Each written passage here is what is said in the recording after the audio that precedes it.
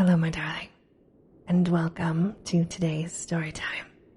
Today, we are reading the short story, The Mummy's Foot, from one of Cleopatra's Nights and Other Fantastic Romances by Theophile Gautier.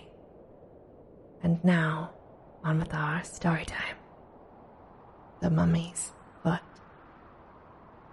I had entered in an idle mood the shop of one of those curiosity vendors who are called marchands de bric-a-brac in that Parisian argot, which is so perfectly unintelligible elsewhere in France.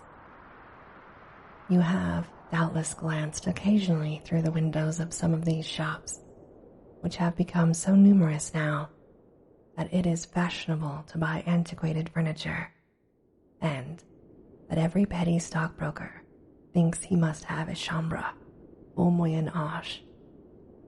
There is one thing there which clings alike to the shop of the dealer in old iron, the wareroom of the tapestry maker, the laboratory of the chemist, and the studio of the painter.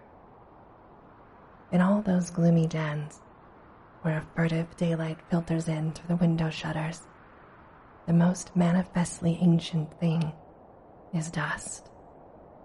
The cobwebs are more authentic than the guimp laces, and the old pear tree furniture on exhibition is actually younger than the mahogany which arrived yesterday from America. The warehouse of my bric-a-brac dealer was a veritable Capernaum. All ages and all nations seemed to have made their rendezvous there. An Etruscan lamp of red clay stood upon a bowl cabinet with ebony panels brightly striped by lines of inlaid brass. A duchess of the court of Louis XV nonchalantly extended her fawn-like feet under a massive table of the time of Louis XIII, with heavy spiral supports of oak and carven designs of chimeras and foliage intermingled.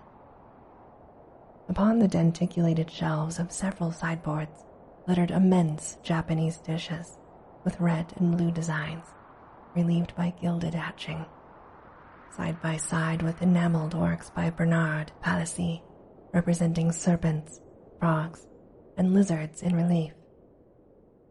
From disemboweled cabinets escaped cascades of silver lustrous Chinese silks and waves of tinsel, which an oblique sunbeam shot through with luminous beads, while portraits of every era, in frames more or less tarnished, smiled through their yellow varnish. The striped breastplate of a damask-sended suit of Milanese armor glittered in one corner. Loves and nymphs of porcelain, Chinese grotesques, vases of celadon and crackleware, Saxon and old Sèvres cups encumbered the shelves and nooks of the apartment.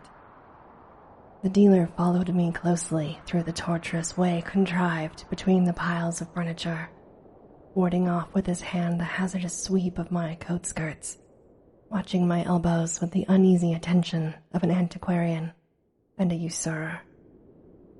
It was a singular face, that of the merchant, an immense skull, polished like a knee, and surrounded by a thin aureole of white hair, which brought out the clear salmon tint of his complexion all the more strikingly, lent him a false aspect of patriarchal bonhomie, counteracted, however, by the scintillion of two little yellow eyes which trembled in their orbits like two louis d'or upon silver.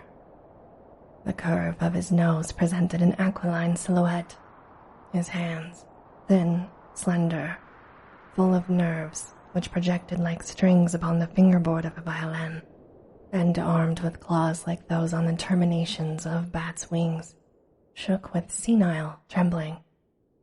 But those convulsively agitated hands became firmer than steel pincers or lobster's claws when they lifted any precious article, an onyx cup, a Venetian glass, or a dish of Bohemian crystal. Will you not buy something for me today, sir? Here is a Malay crease with a blade undulating like flame. Look at those grooves contrived for the blood to run along. Those teeth set backward so as to tear out the entrails in withdrawing the weapon.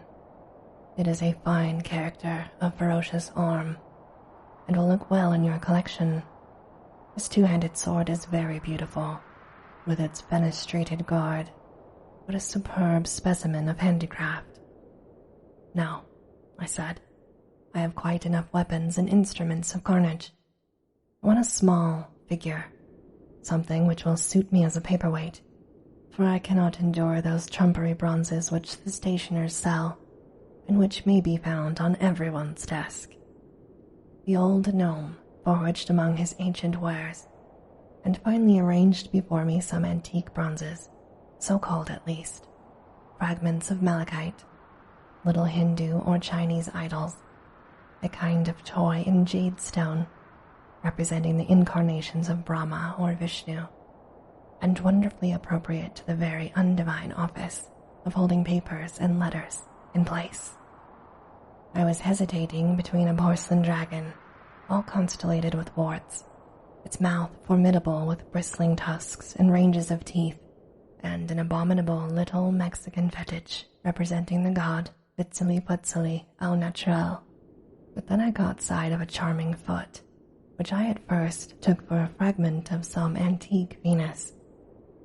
It had those beautiful ruddy and tawny tints that led to Florentine bronze, that warm living look so much preferable to the gray-green aspect of common bronzes, which might easily be mistaken for statues in a state of putrefaction.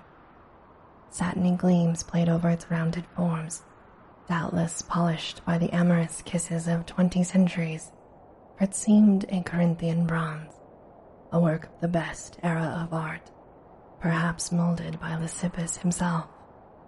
That foot will be my choice, I said to the merchant, who regarded me with an ironical and saturnine nature, and held out the object I desired, that I might examine it more fully. I was surprised at its lightness. It was not a foot of metal, but in sooth a foot of flesh, an embalmed foot, a mummy's foot. On examining it still more closely, the very grain of the skin, and the almost imperceptible lines impressed upon it by the texture of the bandages, became perceptible. The toes were slender and delicate, and terminated by perfectly formed nails, pure and transparent as agates. The great toe, slightly separated from the rest, afforded a happy contrast in the antique style to the position of the other toes, and lent it an aerial lightness, the grace of a bird's foot. The sole, scarcely streaked by a few almost imperceptible cross lines, afforded evidence that it had never touched the bare ground, and only come in contact with the finest matting of Nile rushes and the softest carpets of panther skin. "Oh, you want the foot of the Princess Hermonthis," exclaimed the merchant, with a strange giggle, fixing his owlish eyes upon me. "For a paperweight. An original idea, artistic idea. Old Pharaoh would certainly have been surprised had someone told him that the foot of his adored daughter would be used for a paperweight after he had had a mountain of granite hollowed out as a receptacle for the triple coffin, painted and gilded, covered with hieroglyphics and beautiful paintings of the judgment of souls," continued the strange little merchant, half audibly, as though talking to himself. "Well, how much will you charge me for this mummy fragment?" I asked. "Ah, the highest price I can get, for it is a superb piece.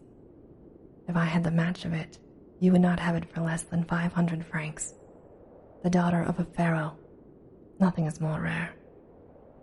"Assuredly, that is not a common article," I said.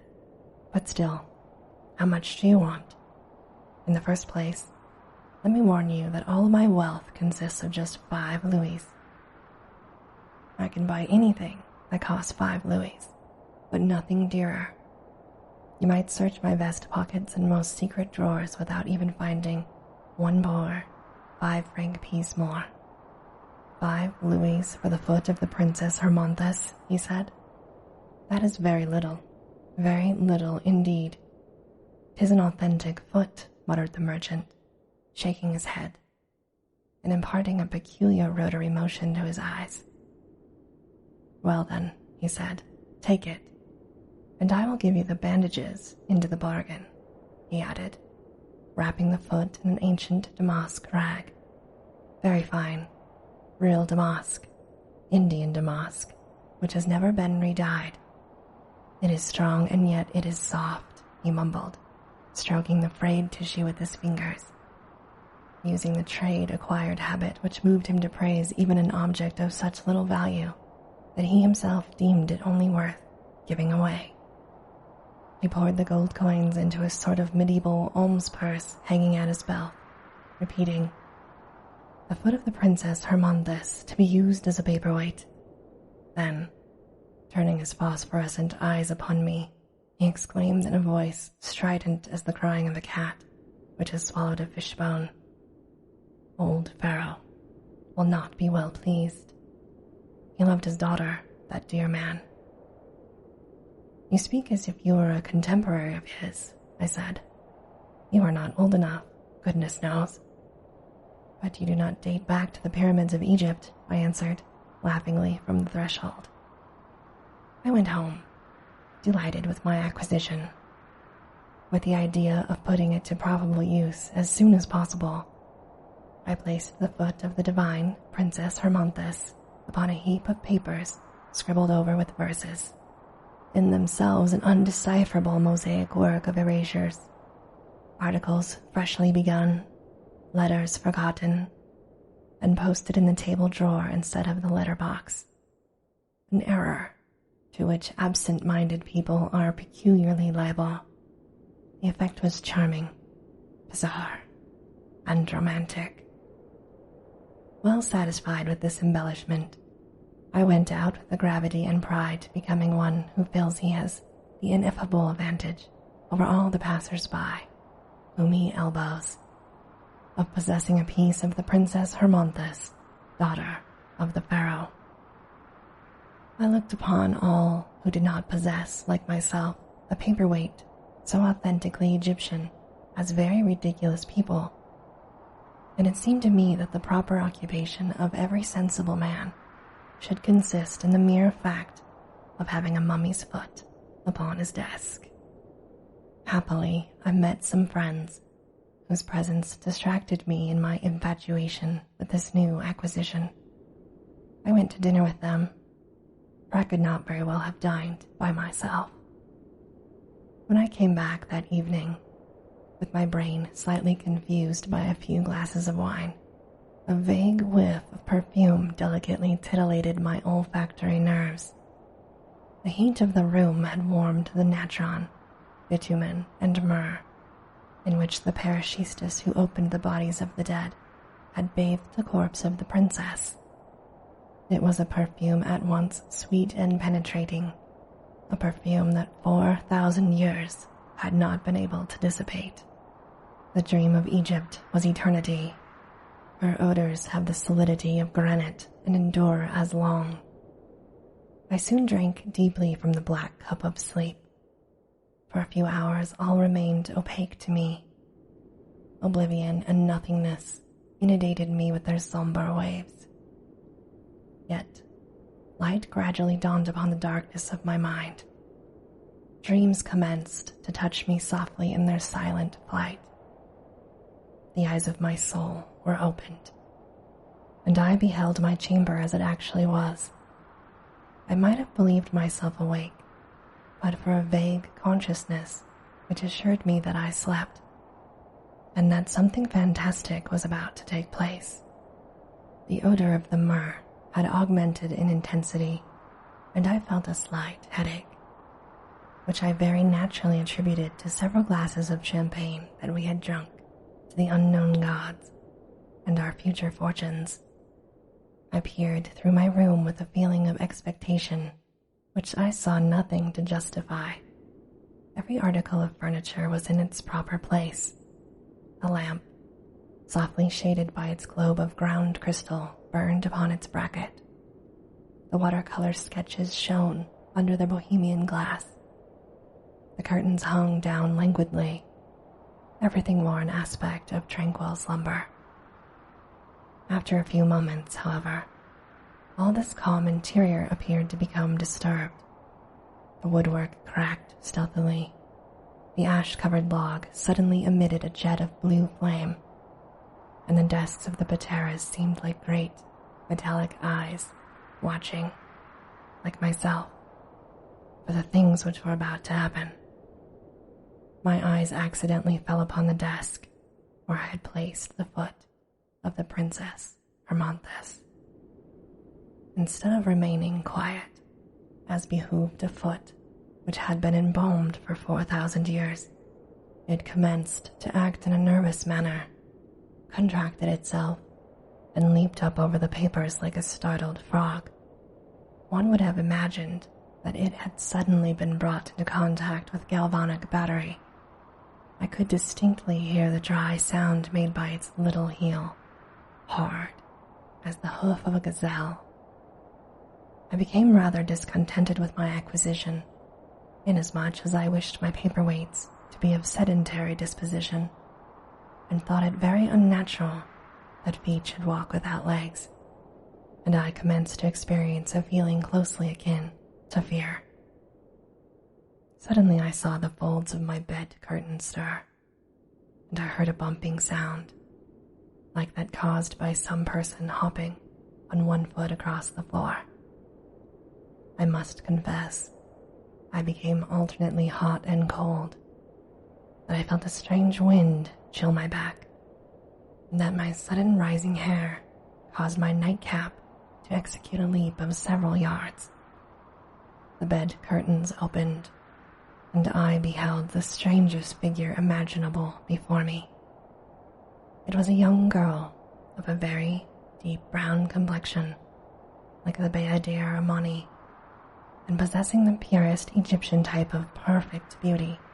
Her eyes were almond-shaped and oblique, with eyebrows so dark that they seemed blue.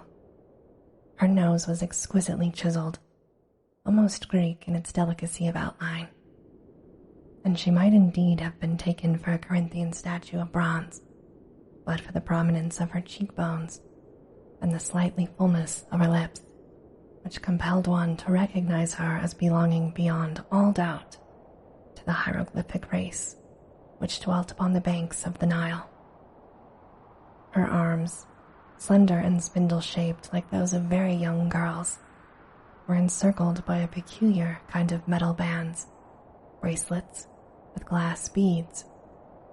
Her hair was all twisted into small cords, and she wore upon her bosom a small idol figure of green paste, bearing a whip with 7 lashes, which proved to be an image of Isis.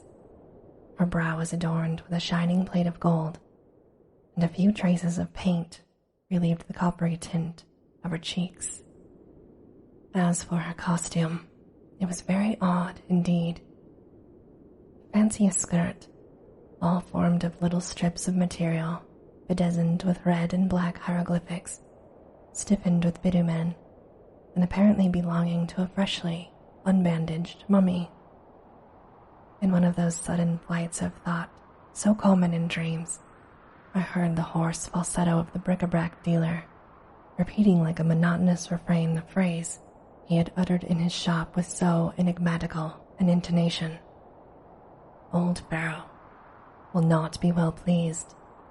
He loved his daughter, the dear man. One strange circumstance, which was not at all calculated to restore my equanimity, was that the apparition had but one foot. The other was broken off at the ankle. She approached the table where the foot was starting and fidgeting about more than ever, and there supported herself upon the edge of the desk. I saw her eyes fill with pearly, gleaming tears. Although she had not as yet spoken, I fully comprehended the thoughts which agitated her. She looked at her foot, for it was indeed her foot, with an exquisitely graceful expression of coquettish sadness. But the foot leaped and ran hither and thither, as though impelled on steel springs. Twice or thrice she extended her hand to seize it, but could not succeed. Then commenced between the Princess Hermonthis and the foot, which appeared to be endowed with a special life of its own, a very fantastic dialogue in a most ancient Coptic tongue, such as might have been spoken 30 centuries ago in the seances of the land of Sur. Luckily, I understood Coptic perfectly well that night. The Princess Hermonthis cried, in a voice sweet and vibrant as the tones of a crystal bell, "Well, my dear foot, you always flee from me, yet I always took good care of you. I bathed you with perfumed water in a bowl of alabaster. I smoothed your heel with a pumice stone mixed with palm oil. Your nails were cut with golden scissors and polished with a hippopotamus tooth. I was careful to select hotbebs for you, painted and embroidered and turned up at the toes, which were the envy of all the young girls in Egypt. You wore on your great toe rings bearing the device of the sacred Scarabaeus, and you supported one of the lightest bodies that a lazy foot could sustain." The foot replied in a pouting and chagrined tone, "You know well that I do not belong to myself any longer. I have been bought and paid for. The old merchant knew what he was about. He bore you a grudge for having refused to espouse him. This is an ill turn which he has done you. He violated your royal coffin in the subterranean pits of the necropolis of Thebes. He desired to prevent you from being present at the reunion of the shadowy nations in the cities below. Have you 5 pieces of gold for my ransom?" "Alas, no," she said. "My jewels, my rings, my purses of gold and silver were all stolen from me." "Princess," I then said, "I never retained anybody's foot unjustly. Even though you've not got the 5 louis which it cost me, I present this to you gladly. I should feel unutterably wretched to think that if I were the cause of so amiable a person as the Princess Hermonthis being lame." I delivered this discourse in a royally gallant troubadour tone, which must have astonished the beautiful Egyptian girl. She turned a look of deepest gratitude upon me, and her eyes shone with bluish gleams of light. She took her foot, which surrendered itself willingly this time, like a woman about to put on her small shoe, and adjusted it to her leg with much skill. This operation over, she took a few steps around the room, as though to assure herself that she was really no longer missing her foot. Ah, how pleased my father will be, he who was so unhappy because of my mutilation, and who from the moment of my birth set a whole nation at work to hollow me out a tomb so deep that he might preserve me intact until that last day, when souls must be weighed in the balance of Aminthe. Come with me to my father. He will receive you kindly, for you have given me back my foot." I thought this proposition natural enough. I arranged myself in a dressing gown of large, flowered pattern, which lent me a very pharaonic aspect, hurriedly put on a pair of Turkish slippers, and informed the Princess Hermonthis that I was ready to follow her. Before starting, Hermonthis took from her neck a small idol of green paste and laid it on the scattered sheets of paper which covered the table. "It is only fair," she observed smilingly, "that I should replace your paperweight." She gave me her hand, which felt soft and cold, like the skin of a serpent, and we departed. We passed for some time with the velocity of an arrow through a fluid and grayish expanse, in which half-formed silhouettes flitted swiftly by us, to right and left. For an instant we saw only sky and sea. A few moments later, obelisks commenced to tower in the distance. Pylons and vast flights of steps, guarded by sphinxes, became clearly outlined against the horizon. We had reached our destination. The princess conducted me to a mountain of rose-colored granite, in the face of which appeared an opening so narrow and so low that it would have been difficult to distinguish it from fissures in the rock, had not its location been marked by two stelae wrought with sculptures. Hermonthis kindly kindled a torch and led the way before me. We traversed corridors hewn through the living rock, their walls covered with hieroglyphics and paintings of allegorical processions might well have occupied thousands of arms for thousands of years in their formation. These corridors of interminable length opened into square chambers, in the midst of which pits had been contrived, through which we descended by cramp irons and spiral stairways. These pits again conducted us into other chambers, likewise decorated with painted sparrowhawks, serpents coiled in circles, the symbols of the Tau and Padum, prodigious works of art which no living eye can ever examine, interminable legends of granite, which only the dead have time to read through all eternity.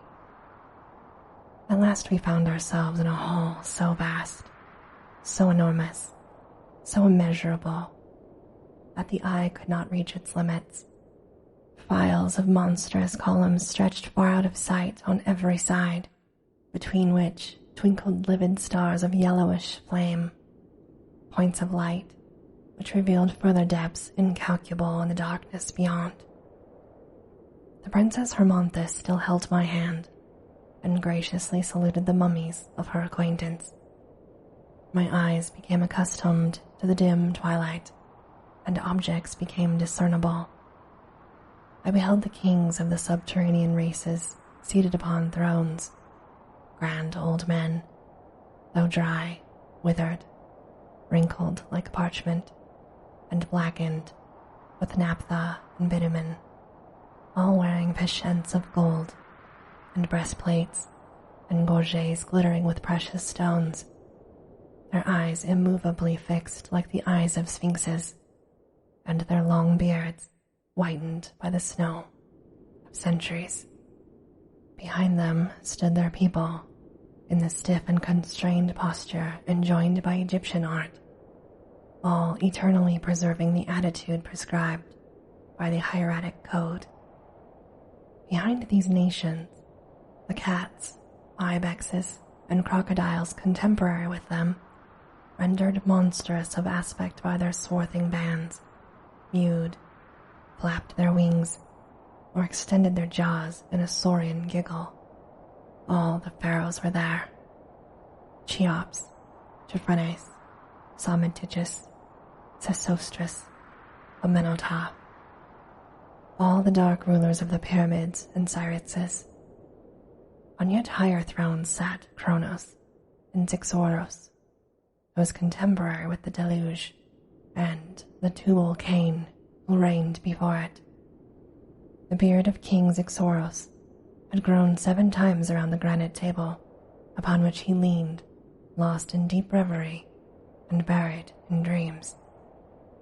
Farther back, through a dusty cloud, I beheld dimly the 72 pre-Adamite kings with their 72 people, forever passed away. After permitting me to gaze upon this bewildering spectacle for a few moments, the Princess Hermonthis presented to me her father, Pharaoh, who favored me with a most gracious nod. "I have found my foot again. I found my foot," cried the princess, clapping her little hands together with every sign of frantic joy. It was this gentleman who restored it to me. All of the bronzed nations behind her repeated in chorus, "The Princess Hermonthis has found her foot again." Even Zixoros himself was visibly affected. He raised his heavy eyelids, stroked his mustache with his fingers, and turned upon me a glance weighty with centuries. "By Ohms, the dog of hell, and May, daughter of the sun and of truth, this is a brave and worthy lad," exclaimed the pharaoh, pointing to me with his scepter, which was terminated with a lotus flower. What recompense do you desire? Filled with that daring inspired by dreams in which nothing seems impossible, I asked him for the hand of the princess Hermonthis. The hand seemed to me a very proper, antithetic recompense for the foot. Pharaoh opened wide his great eyes of glass in astonishment at my witty request. What country do you come from, and what is your age? I am a Frenchman, I responded, and I am 27 years old, venerable Pharaoh. 27 years old, and he wishes to espouse the Princess Hermonthis, who is 30 centuries old, cried out at once all the thrones and all the circle of nations. Only Hermonthis did not seem to think my request unreasonable. If you were even only 2,000 years old, replied the ancient king, I would willingly give you the princess, but the disproportion is too great, and besides, we must give our daughters husbands who will last well. You do not know how to preserve yourselves any longer. Even those who only died 15 centuries ago are already no more than a handful of dust. Behold, my flesh is as solid as basalt. My bones are bars of steel. I will be present on the last day of the world with the same body and the same features which I had during my lifetime. My daughter Hermonthis will last longer than a statue of bronze. Then the last particles of your dust will have been scattered abroad by the winds, and even Isis herself, who was able to find the atoms of Osiris, would scarce be able to recompose your being. See how vigorous I yet remain, and how mighty is my grasp, he added, shaking my hand in the English fashion, with a strength that buried my rings in the flesh of my fingers. He squeezed me so hard that I awoke, and found my friend Alfred shaking me by the arm to get me up. Oh, you everlasting sleeper! Must I have carried you out into the middle of the street, and fireworks exploded in your ears? It is afternoon. Don't you recollect your promise to take me with you to see the Spanish pictures? Oh my, I forgot all about it, I answered, dressing myself hurriedly.